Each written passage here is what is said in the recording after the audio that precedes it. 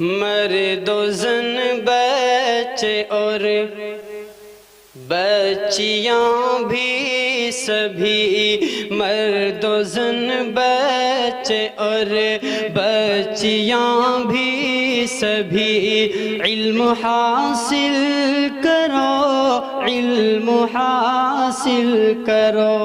جی بہت اچھے سبحان۔ مرد و زن بچے اور بچیاں بھی سبھی، علم حاصل کرو، علم حاصل کرو۔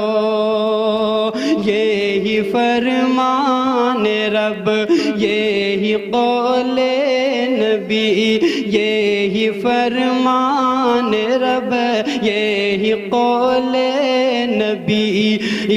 مفتی محمد خالد صاحب بھی ہمارے بیچ تشریف لا چکے ہیں، سفر کر کے آئے ہیں، ہم سبھی لوگ بیٹھے اور ان کا بیان سن کر کے جائیں۔ اتنی رات کو وہ ہمارے بیچ تشریف لائے ہیں۔ یہ دو بچے مدرسے کے طالب علم ہیں جو بہت تھوڑے سے وقت کے میں آپ کے سامنے تقریر پیش کریں گے۔ ان بچوں کی تقریر کے بعد مولانا کا بیان ہوگا اور پھر انشاءاللہ دعا ہوگی، دستار ہوگی۔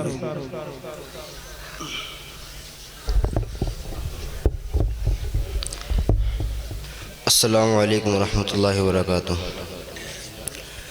نحمدہ ونصلی علی رسولہ الکریم، اما بعد، اعوذ باللہ من الشیطان الرجیم، بسم اللہ الرحمن الرحیم۔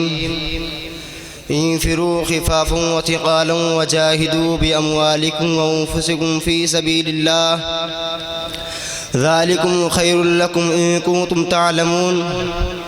وقال النبي صلى الله عليه وسلم: أمرت أن أقاتل الناس حتى يقولوا لا إله إلا الله۔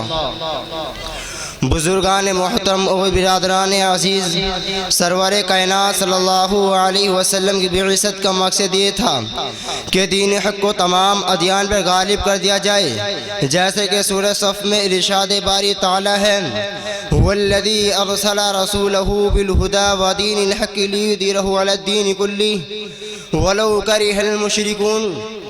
وہ اللہ وہی ہے جس نے اپنے نبی کو ہدایت دے کر بھیجا ہے تاکہ اس دین کو تمام ادیان میں غالب کر دے۔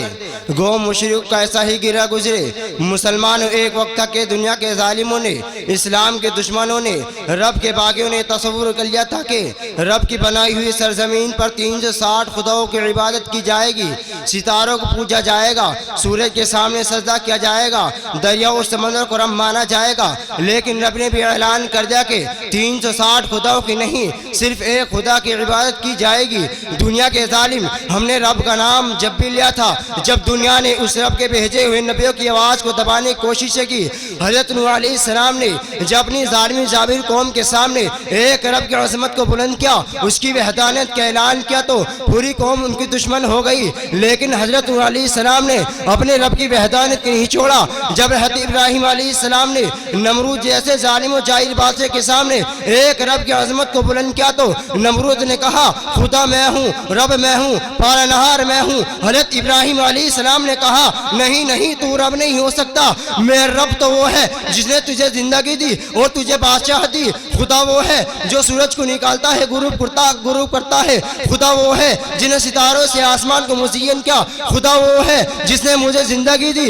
لیکن نمرود نے حضرت ابراہیم علیہ السلام کی ایک بات نہیں مانی، بلکہ خدا کے اس باغی نے اس جملے کو سننے کے بعد حضرت ابراہیم علیہ السلام کو آگ میں پھینکنے کو دیا۔ قربان جائیے حضرت ابراہیم علیہ السلام پر کہ انہوں نے آگ کے اندر جاتے جاتے بھی ایک رب کی عظمت کو بلند کیا۔ وہ پھر حضرت موسیٰ علیہ السلام تشریف لائے اور اللہ نے نبوت عطا کی، رسالت عطا کی۔ وہ پھر حکم دیا کہ فرعون کے دربار میں جاؤ، وہ فرعون کے سامنے میری عظمت کا اعلان کرو۔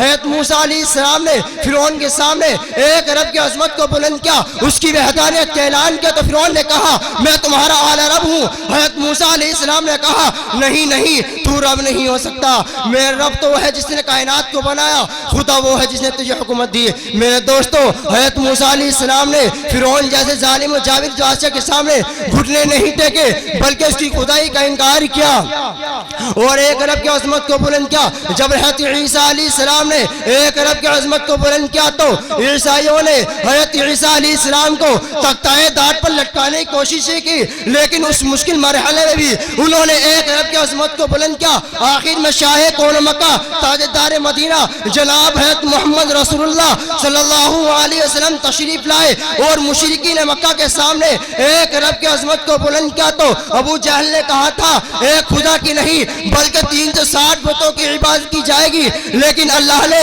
محمد صلی اللہ علیہ وسلم کے ذریعے سے اپنا نام بلند کروایا۔ جب حضرت بلال رضی اللہ تعالیٰ عنہ امیہ کی چٹان کے نیچے آئے تو امیہ نے کہا بلال بھول جائے خدا کو۔ حضرت بلال رضی اللہ تعالیٰ عنہ نے کہا ایک رب کا نام لیا تھا، ایک رب کا نام لوں گا اور ایک رب کا نام لیتا رہوں گا۔ امیہ ہار گیا، اس کا ظلم مٹ گیا، اسلام جیت گیا۔ اس لیے میں دنیا کے ان ظالموں سے کہتا ہوں کہ جنہوں نے بابری مسجد کو گرا کر یہ اعلان کیا تھا کہ ہم نے بابری مسجد کو منہدم کر دی ہے، اب ایک طرف سے مسلمانوں کی عبادت گاہ کو منہدم کرتے رہیں گے اور اسلام مٹتا رہے گا۔ میں اس تقریر کو اپنی بات کو ختم کرنا چاہتا ہوں۔ وآخر دعوانا الحمدللہ رب العالمین۔